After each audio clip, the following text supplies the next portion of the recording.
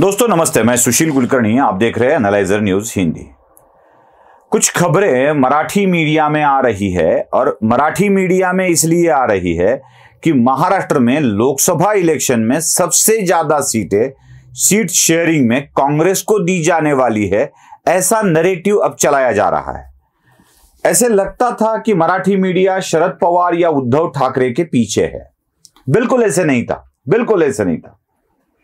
सच तो यह था कि मराठी मीडिया कांग्रेस का ही गुलाम बन चुका था, लेकिन कांग्रेस के लिए उस वक्त, जिस वक्त उद्धव की सरकार थी, यह आवश्यक था कि शरद पवार और उद्धव ठाकरे की प्रतिमा निखर आए। इसलिए मराठी मीडिया उद्धव ठाकरे और शरद पवार का बखान करते हुए नजर आए। अब खबरें यह आ रही है, मतलब फैलाई जा रही है। मैं पहले लोकसत्ता की खबर आपको दिखाता हूं, जिस खबर में दिखाया गया है कि महाराष्ट्र में शरद पवार के गुट को 6 सीटें दी जाने वाली है, सिर्फ 6। मतलब कांग्रेस को लोकसत्ता 22 के करीब सीटें दे रहा है और सिर्फ 6 सीटें शरद पवार की एनसीपी को दे रहा है। अब थोड़ा आगे चलते हैं। एक भास्कर नाम का अखबार समूह है, जिसका दिव्य मराठी नाम से मराठी में अखबार निकलता है। अब उन्होंने और एक आगे कदम डाला है, और वो कदम है, कांग्रेस को इस अखबार ने कहा है कि 26 जगह मिलेंगी महाराष्ट्र में।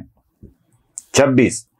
अगर इनकी सच माने तो 26 कांग्रेस को, लोकसत्ता की सच माने 6 एनसीपी को, तो 32 सीटें तो यहीं चली गई 48 में से।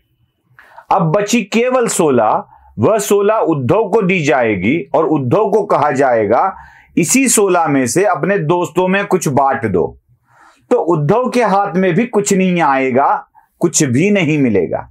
अब देख लीजिए दोस्तों, मराठी मीडिया असल में कांग्रेस की चाटुकारिता करता था, जो अब सच में सामने आ रहा है।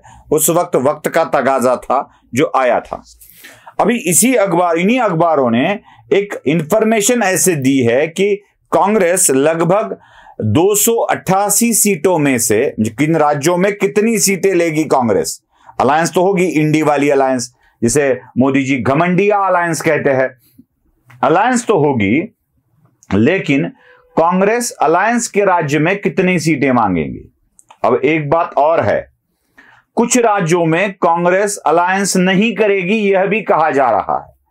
मतलब इंडी अलायंस पूरे देश में नहीं होगा, यह समझ लीजिए। अब क्या क्या कौन कौन से राज्य दिखाए जा रहे हैं, मैं आपको वही राज्य दिखा रहा हूं।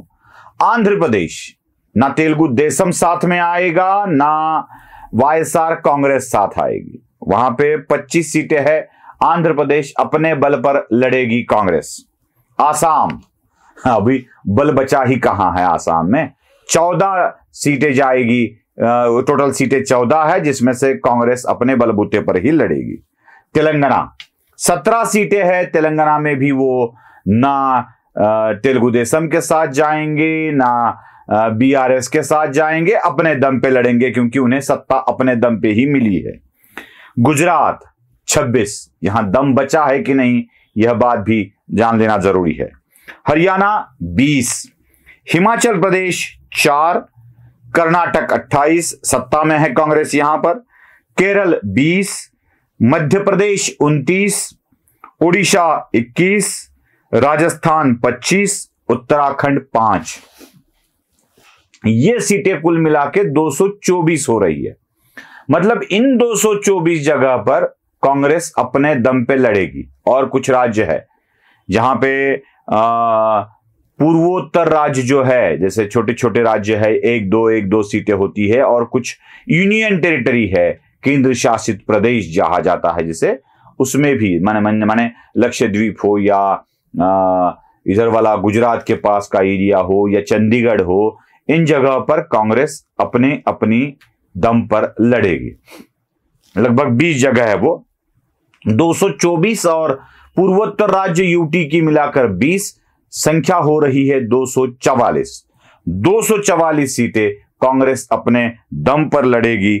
सीधी बात बोली जाए तो 12 राज्य जो मैंने बताए हैं आपको, उन राज्यों में और पूर्वोत्तर के 7 राज्यों में, मतलब 19 राज्यों में कांग्रेस कोई अलायंस नहीं करने वाली है, कोई अलायंस नहीं करने वाली है। और 244 के करीब सीटें कांग्रेस अपने दम पे लड़ने वाली है।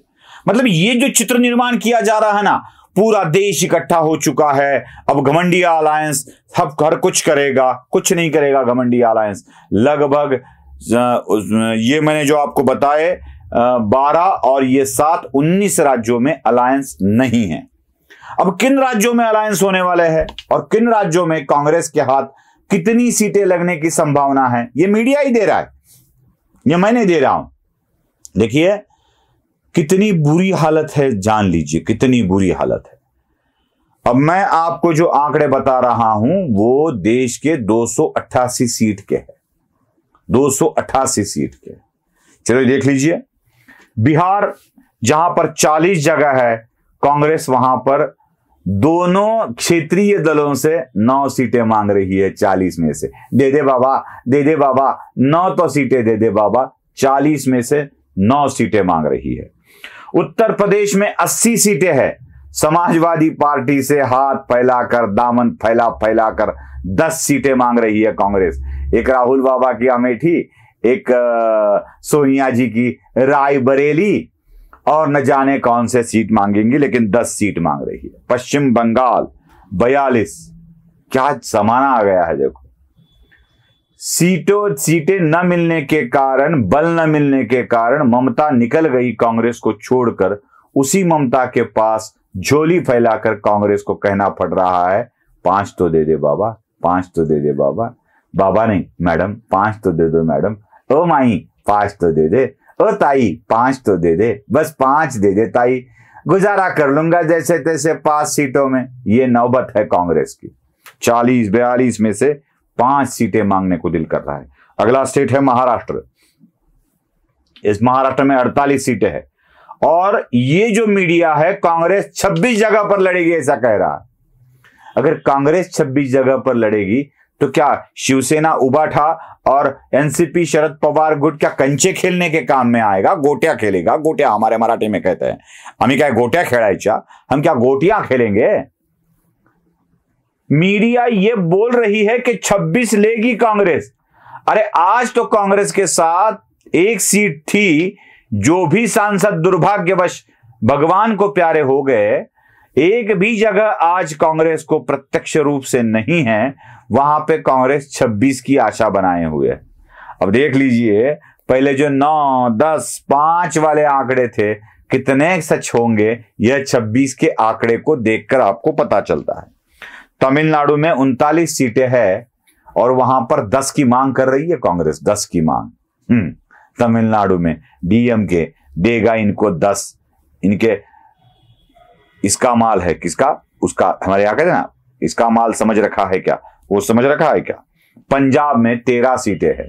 अब आम आदमी पार्टी जिस कांग्रेस की मार कर सत्ता में आई है, कांग्रेस को मारकर, कुछ भी बोल लेता हूं यार, जब जबान फिसल जाती है, मेरे कीड़े पड़े साला उस जबान में।